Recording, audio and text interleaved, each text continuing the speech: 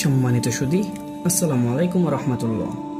সেনাপতি হলেন সাধারণ সৈনিক, সিরিয়ার রণক্ষেত্র। সিরিয়ার মুসলিম বাহিনীর সর্বাধিনায়ক খালিদ সৈন্য পরিচালনা করছেন। মদিনা থেকে খলিফা উমর রাদিয়াল্লাহু তাআলা এর দূত সাদ্দাত ইবনে আউস খালিদের পদচ্যুতি এবং সেনাপতি আবু উবাইদার প্রধান সেনাপতি মনোনয়নের চিঠি নিয়ে এলেন সিরিয়ায়। সিরিয়ার সেনা শিবির, সকল সৈনিক ও সৈন্যাধ্যক্ষরা উপস্থিত। খলিফার দূত সাদ্দাত সকলের সামনে সর্বাধিনায়ক খালিদের পদোন্নতি এবং আবু উবাইদার প্রধান সেনাপতি পদে মনোনয়নের কথা ঘোষণা করলেন।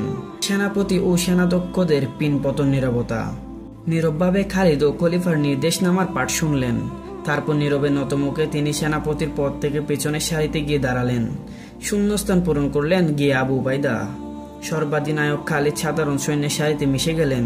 এই পদাবনতিতে খালিদের চোখ কি ক্রোধে জ্বলে উঠেছিল, কিংবা অপমানে তার মুখ কি লাল হয়ে উঠেছিল, অথবা তার গণ্ডদয় বয়ে কি দুঃখের অশ্রু নেমে এসেছিল? না, এগুলোর কিছুই হয়নি তার।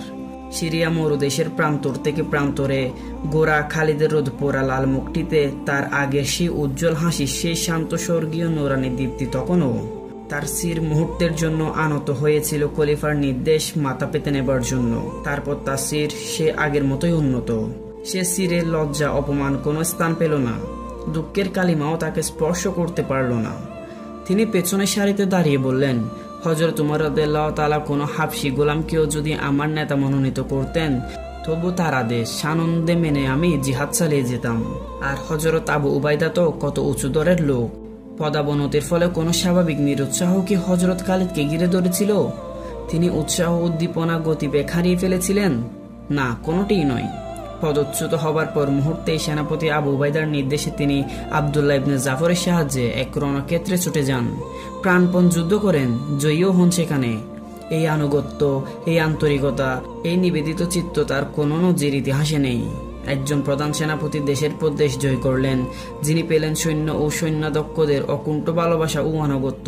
তিনি বিনা বাক্য ব্যয়ে পদাবনতি মেনে নিয়ে অধীনস্থ সেনাধ্যক্ষের অধীনে সাধারণ সৈনিকদের মতো পূর্বের নেই একই আন্তরিকতা নিয়ে যুদ্ধ করছেন।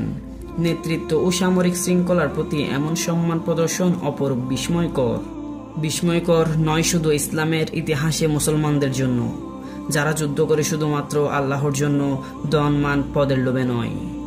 প্রিয় দর্শক, আজকের ভিডিও এখানেই শেষ করছি।